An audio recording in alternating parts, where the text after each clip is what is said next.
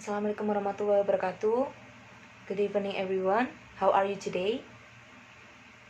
I'm fine too, thank you.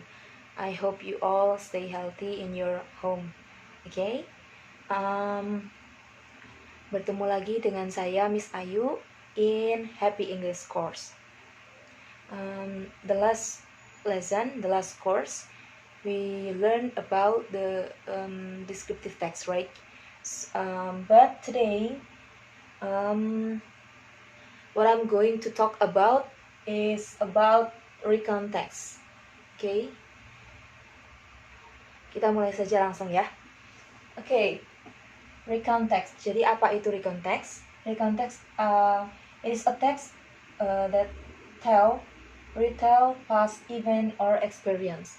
Jadi recount text itu menceritakan kembali suatu teks yang menceritakan kembali kejadian di masa lalu atau masa lampau. Bisa jadi menceritakan kejadian, bisa jadi menceritakan tentang pengalaman, atau juga bisa jadi menceritakan tentang peristiwa yang terjadi di masa lalu gitu. Jadi maksudnya gimana? Maksudnya kita menceritakannya sekarang, hari ini. Tapi cerita yang diceritakan itu terjadi di masa lampau atau di masa lalu. Bisa jadi itu kemarin, minggu kemarin, tahun kemarin, atau bahkan mungkin tadi malam. Itu juga sudah termasuk dalam recount text. Oke, sampai di sini paham untuk artinya dari recount text ya. Selanjutnya ada structure of the text. Structure of the text ada 3. The first is orientation, atau bisa juga disebut dengan pengenalan. Biasanya orientation itu selalu berada di paragraf pertama dari recount text, yang biasanya juga isinya ada what, who, when, and where ya. Jadi what bisa isinya tentang apa, isi dari suatu recount text itu tentang apa. Lalu who itu adalah partisipannya atau tokohnya yang diceritakan di dalam recount text tersebut. Lalu where, di mana suatu kejadian itu terjadi ya. Lalu yang terakhir juga when, atau kapan atau waktu kejadian di masa lampau itu terjadi gitu. Biasanya orientation selalu ada 4 topik ini ya. Lalu selanjutnya the next structure of the text from the recount text is sequence of event. Di sini saya tulis event 1, 2, dan etc. Apa sih maksudnya, Miss? Maksudnya sequence of event adalah serangkaian dari peristiwa atau kejadian atau pengalaman ya. Jadi setelah tadi di paragraf pertama isinya adalah orientation, lalu di paragraf selanjutnya ada sequence of event, yaitu suatu kejadian, serangkaian kejadian yang akan kalian ceritakan gitu. Jadi berapa panjang sih, Miss, bolehnya? Itu terserah ya, tergantung dari ceritanya mau panjang atau pendek. Jadi ini secara berurutan gitu. Event 1 berurutan dengan event 2 dan seterusnya. Seperti itu. Lalu yang terakhir adalah reorientation, closure of the events.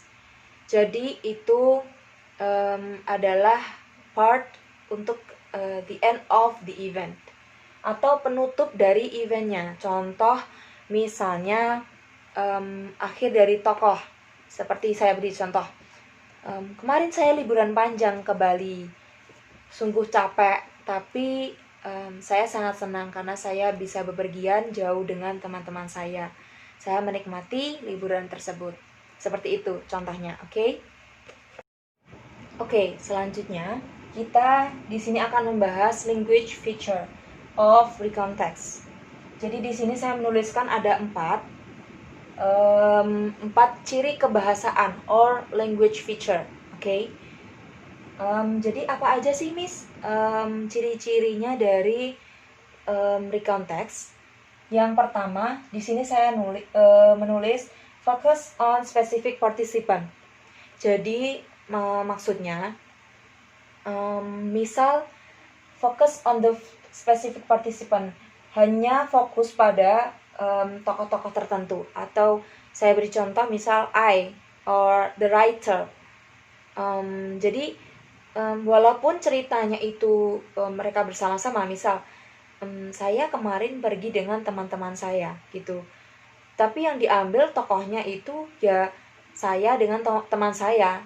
Jadi tidak usah, misal saya bepergian dengan satu kelas, jadi kita tidak usah menceritakan tentang satu kelas itu, kita hanya menceritakan misal saya saja atau saya dengan teman dekat saya. Jadi spesifik partisipan gitu, jadi hanya fokus pada tokoh-tokoh tertentu aja.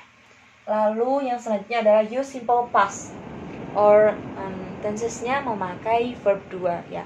Ini udah pasti banget kalau kalian menemukan teks yang isinya adalah simple past dan ada structure-nya ini, berarti kalian menemukan recount text. Oke, selanjutnya adalah use adverb of time and place.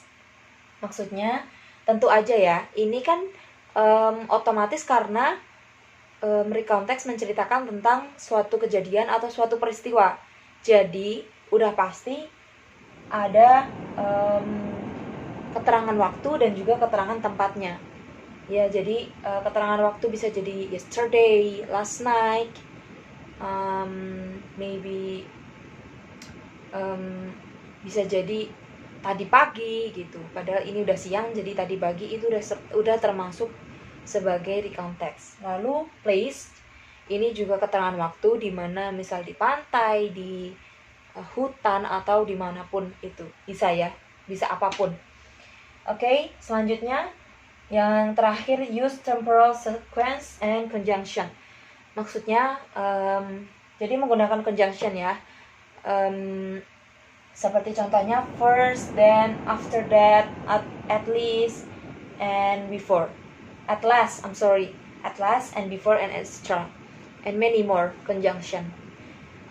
Jadi ini digunakan untuk menyambungkan satu event dengan event yang lain. Jadi di part sequence of event, ini kalian bisa menggunakan ini di awal paragraf kalian. Jadi misalnya di paragraf 1 kalian bercerita tentang orientationnya, pengenalannya. Lalu selanjutnya kalian bisa memakai after that gitu ya. Jadi ini juga dipakai. Oke, gitu. Jika ada pertanyaan silahkan ditanyakan kepada saya. Saya cukupkan sekian les pada hari ini. That's all I have to say about recount text. Thank you for your attention. Saya harap kalian semuanya sehat dan kita bisa bertemu di pertemuan selanjutnya di Happy English Course. Thank you for your attention. Wassalamualaikum warahmatullahi wabarakatuh.